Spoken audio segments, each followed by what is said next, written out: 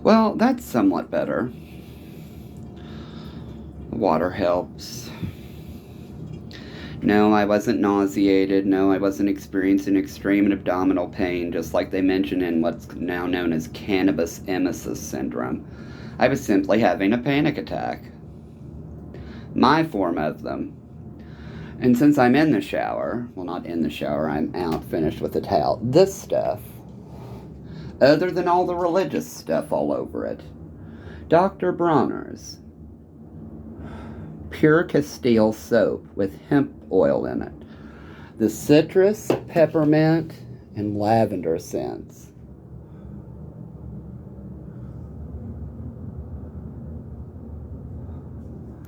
They are wonderful. The soap isn't too drying. It doesn't have that weird, like, paraben sticky feeling afterwards. It has a little bit of a chemical aroma to it. Like, you can smell the cleaning stuff in it, I think, more than the essential oil. You know what I need to do? I need to fold laundry and put laundry away. I'll do that before she gets home. After I preheat the oven,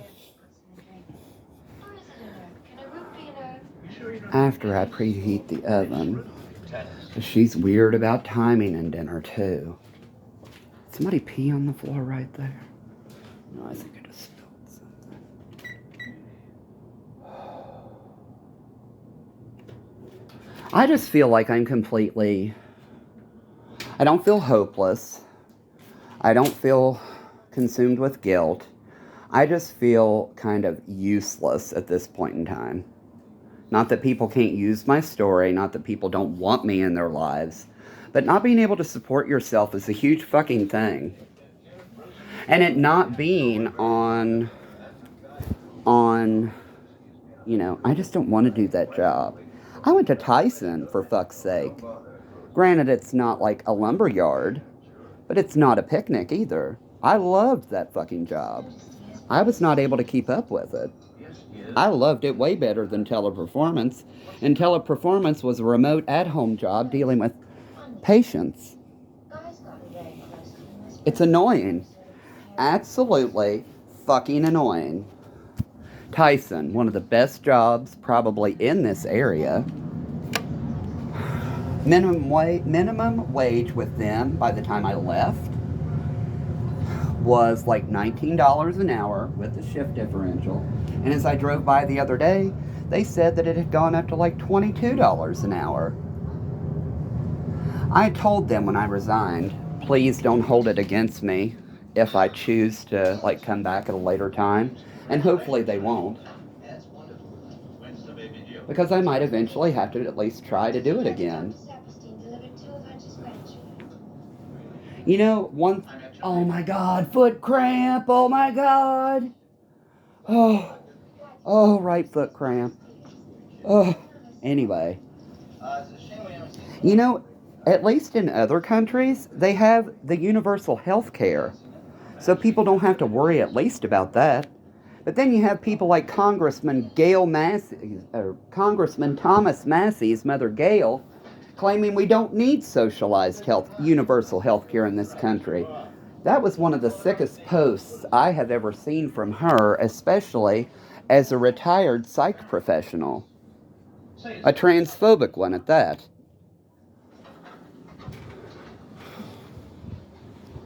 I thought, Gail Massey, you should be ashamed of yourself, especially being from the healthcare field.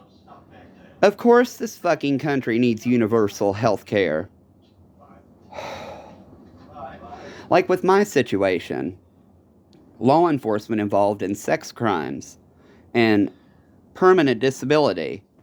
How in the fuck am I expected to go forward living just solely off Medicaid?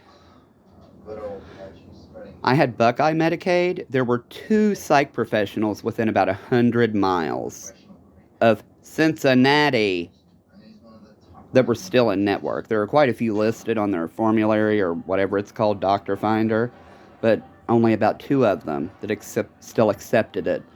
I put in my switch for CareSource. And they supposedly have a bigger network, UC included, UC Behavioral Health. So I'm pretty sure they do the ketamine nasal spray.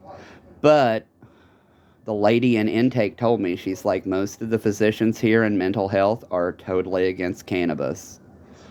So, but I'm going to give it a shot. I mean, I'm not giving up on my mental health. Why would I? It would be detrimental to my overall health. But at the same time, I have to be able to find someone who is right for me. That court-ordered behavioral health thing was mainly drug rehabilitative services. I told them I was a cannabis patient, showed them my license for it and everything, and they didn't make too big of a fuss. But I do fucking hope that Greater Cincinnati Behavioral Health decided to inform the court system that had ordered their services that I had been human trafficked by them. Good night. What was that? He wants to talk to me.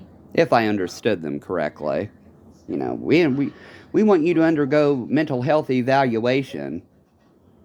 Well, I'll go undergo mental health evaluation, bawling my eyes out to a total stranger about how I was human trafficked. It doesn't bother me a bit. It does, but oh well. Now they want to come in and investigate everything, grabbing my wrist, squeezing it. No, thank you.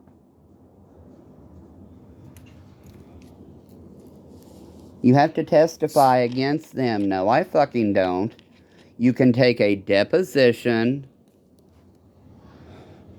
read it into evidence, and be done with it.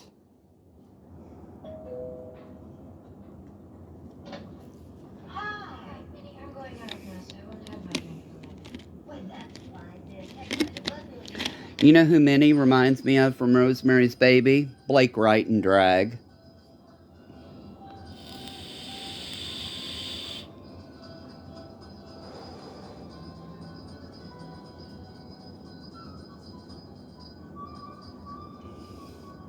So I don't feel like having chicken rice with stuffed breaded chicken. I mean, could it get any unhealthier?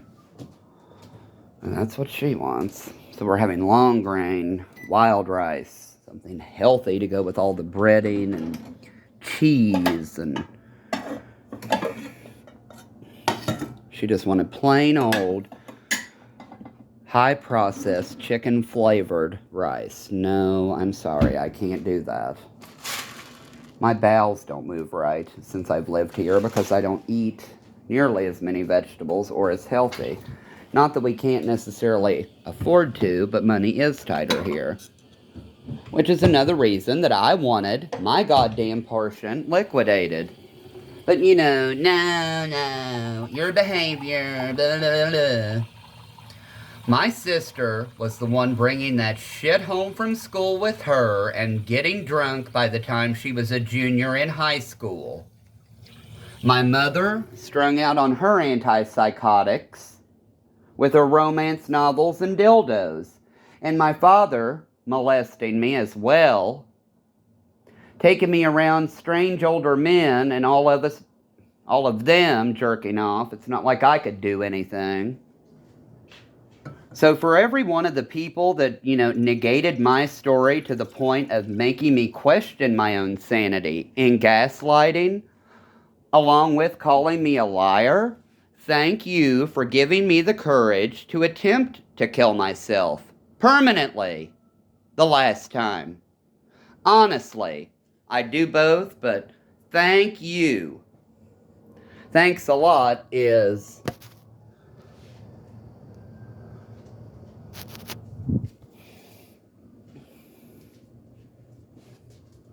all they gave a damn about was, you mentioned the word suicide, here's what we can do. We're going to force you into treatment. I did not say I'm suicidal today or in this moment. You people running in pretending to be saviors every goddamn time someone mentions the word suicide is one of the goddamn leading reasons why they do eventually kill themselves.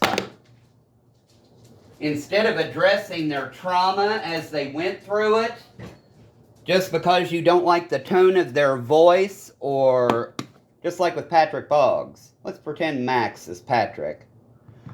Let's pretend Max is Patrick. think I can get the phone. Maybe it'll sit this way. Max is right there on the floor next to me, staring at me. Me with my knife, tray of vegetables. That day Patrick came in. Why are you interrupting me in my time without a court order about what someone said about you? I just stood there and looked at him like I was an idiot because I didn't know what to say. I don't remember Alfred Sims saying a goddamn thing about you, but I could be wrong, just like you could be wrong and not remembering you saying shut the fuck up about being raped.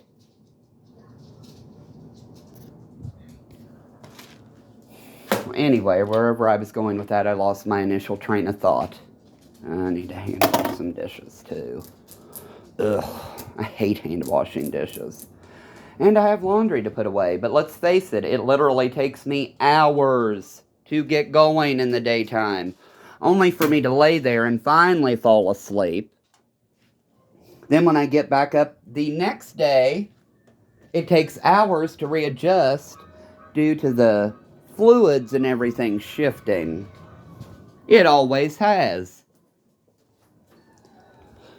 That goddamn skull fracture and stuff happened long before I was ever fucking operating equipment, to my knowledge. All because of a bunch of fucking perverts who didn't want their stories getting out there.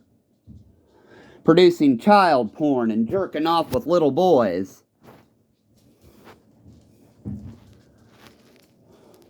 I didn't find it very helpful in the least bit, them convincing me that they loved me, and then questioning, I think these are clean, yeah, and then questioning me and any other man I would bring into the area like we were being interrogated. What are you doing with him? Are you two having sex? As adults, for fuck's sake. It's none of your goddamn business who I'm screwing. Oh, you'll make it all right. You could be a bartender. God. Nothing but hell. So here's me, witness it. This is lack of motivation, huh? Her goddamn mess of shit's enough to drive me into having a panic attack, but the hell if I'm gonna put it away. I'd put it away in Debbie's house because I know pretty much where everything goes. And Debbie is easier to please than some people.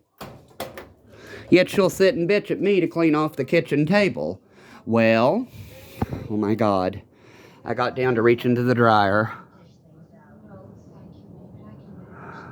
It's gonna be a buffet and we're getting a bartender. The talking doesn't do it. Oh, no. I sat up too quickly. Anyway, she'd bitch about me cleaning off the table when it's her crock pot, her bread, and her stupid coffee thing on it. And that mess, that's hers. I don't even touch it. This is the cooking area. I try to keep it clean, as well as the dishes and stuff. If it were up to me, this kitchen would be about 10 times larger.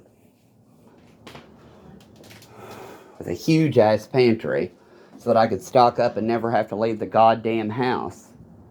But that's not reality. I don't live in a delusion.